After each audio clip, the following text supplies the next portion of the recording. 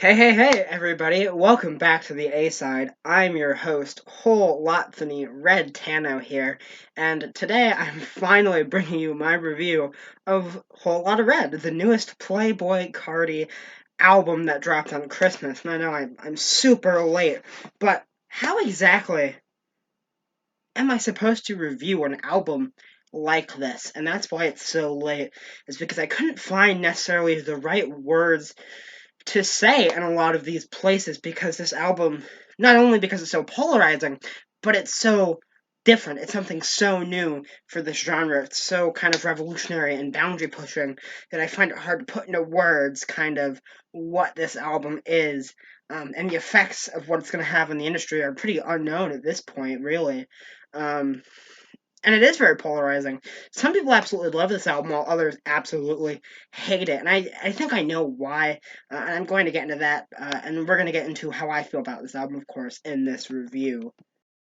Now, this album is extremely boundary pushing for the trap sound. It pushes trap into a whole new direction, one that is much darker, inspired by goth and punk and grunge.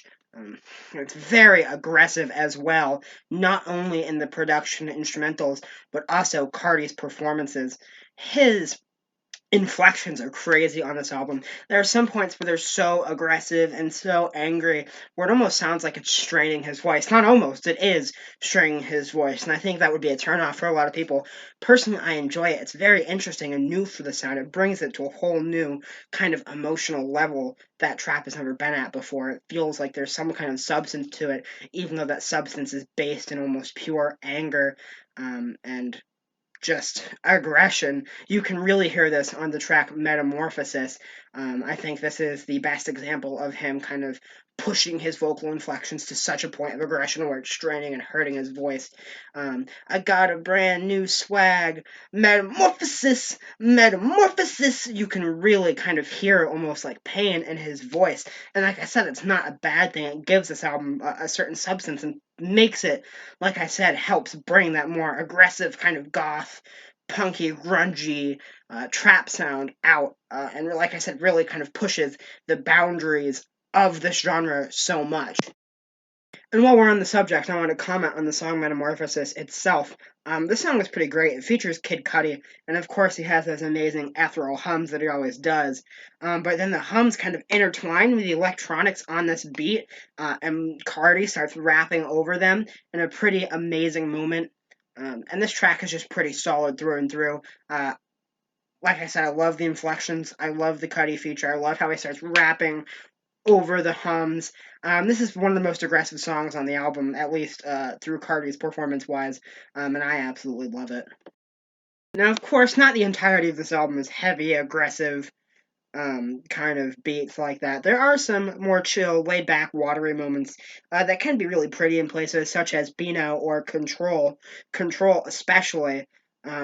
One of the most beautiful moments on this album being the beginning, switching between the clip of a commentator into the beat is this fade of synthesizers, how they just fade in an absolute beautiful moment. And the entire beat is synth driven with these very beautiful sounding electronics.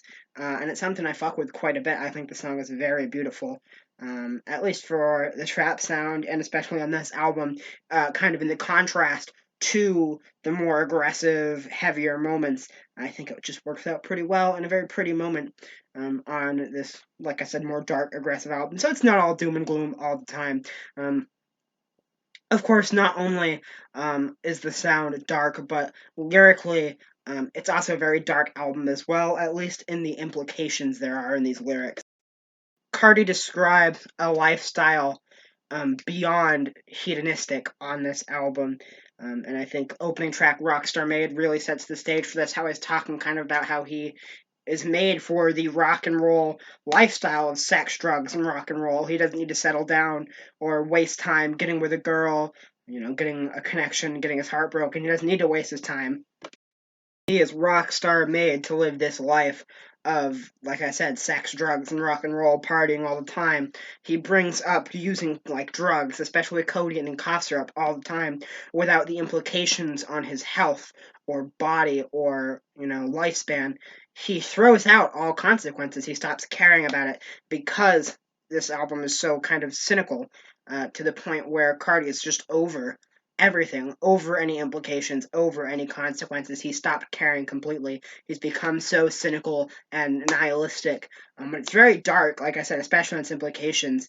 You can hear this on the third track, Stop Breathing, where he talks about how when his brother died, he started to think about homicide, and completely throughout the implications and consequences of homicide, and is more focused on the act than rather what might come out of it, because he's thrown away the idea of these consequences and has stopped caring and is living this, like I said, lifestyle beyond hedonism. Um, and he also talks about how he's going to mess with the cops, when he doesn't care about what happens, or how he's just going to have sex with his biggest fan, which could be seen as a problem from a lot of people, kind of exerting your influence and power over your biggest fan to have sexual intercourse with them. But he doesn't care because, like I said, he's become so nihilistic. He's stopped caring about a lot of the rules and consequences of life. And I think that, tied with the more aggressive, grungy beats, makes for something unlike any other trap album I've ever heard. As I mentioned at the beginning of the video, all of this just pushes the album so much further forward than so many other albums in this genre. Even the albums I like, such as Astro World, or even Die Lit, which I think is a pretty amazing boundary-pushing album for the sound, doesn't even compare to this. This is something way different. And I don't know what the implications are going to be for the rest of hip-hop, if people are going to follow suit or not. So from here, I want to mention some of the highlights on the album. First off, Go to the Moon, featuring Kanye West. And a lot of people have thrown criticism at this song, saying, well, this is just a Kanye song. And of course, Kanye executive produced this album, and produced this track specifically. And his verse takes up about 3/4 of this song. And while I would have to agree that this is mostly a Kanye song, I mean, just listen to the beat on here. These strings on this beat is something ripped straight off of The Life of Pablo. Kanye is a great artist. It's a good song. Of course, it's going to be good if it's a Kanye song. And it still kind of fits here production-wise, the kind of darker aesthetic here. And I'm good with it being here, and I like this track quite a bit.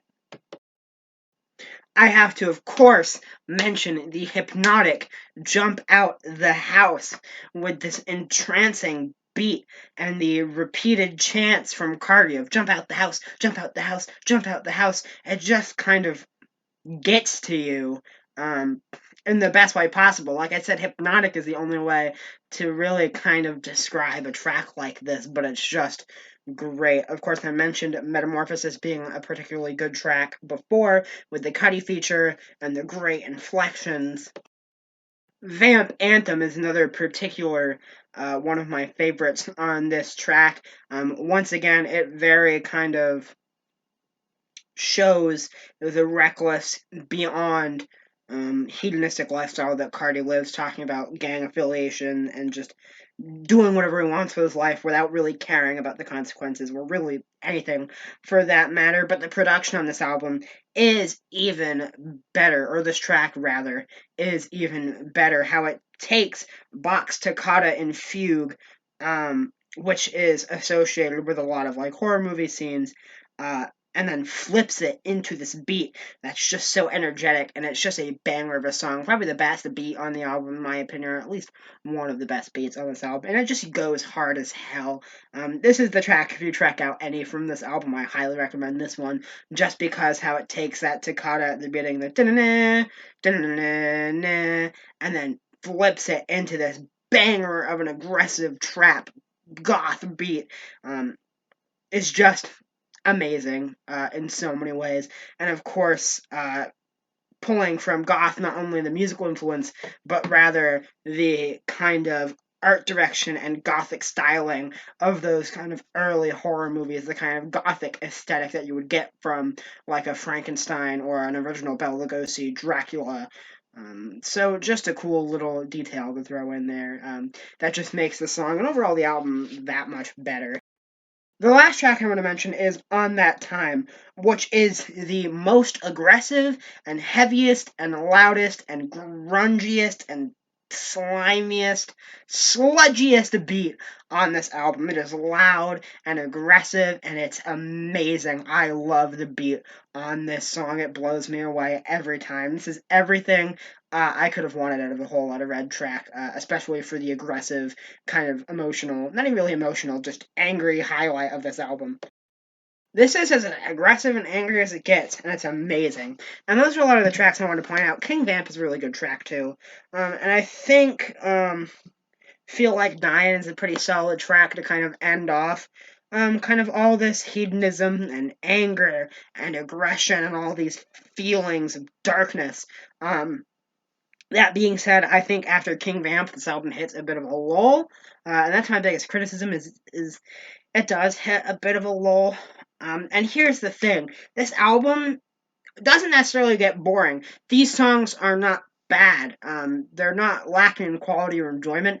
I just think they're very unnecessary to the album. Overall, even though this album is 24 tracks long, I don't think it gets super boring. I mean, like I said, it does hit a lull, and that's enough to kind of hit it down a couple points. Um, but still, 17 tracks. The majority of this album, it doesn't feel too long until that kind of last stretch.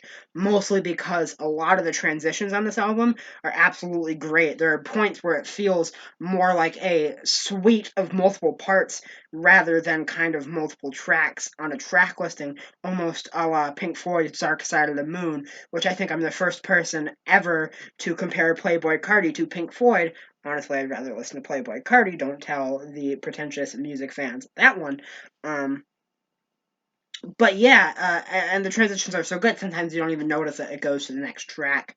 Um, and that's a good thing because that paired along with how forward pushing this is and how new and innovative this sound is, it does never get boring for a majority of the album. Like I said, until after King Vamp, where it starts to feel a little unnecessary. But overall, this is probably the best trap album I've ever heard, and I think in a couple of years, the people who hate this album might come around on it and finally understand that this isn't what you're expecting. This is something experimental. The inflections sound like that on purpose. They're supposed to be angry and sound like they're straining his voice and causing him pain because they are. That's the point. That's how angry he is. Your voice hurts after you scream. He's angry. He's screaming. So yeah. That's my review of Whole Lotta Red. I think in a couple of years, people are gonna come completely around on this album. Maybe not love it as much as me or some of my friends who like this album. But I think you'll all come around on it. It's a very good album. I would say my favorite trap album, at least the best one I've heard, topping even Die Lit, probably. Die Lit's really good, though. Honestly, for a Whole Lotta Red, I am feeling an 8 plus out of 10. Of course, this made my top 20 favorite albums of the year list. It came in at number 10. I would go check that video out if I were you. It's a little long, but it's worth it. Also, if you're here, check out the 100 Gex X Linkin Park reaction I did, because that's at 90 views right now, and if y'all could get that up to 100, that would be great. I would love you forever. And also, if you're new around here, why don't you subscribe to the A-side, or else the purple Teletubby will come to your room and haunt your nightmares tonight. That being said, I'm feeling, like I said, an 8 plus out of 10 on A Whole Lotta Red by Playboi Carti.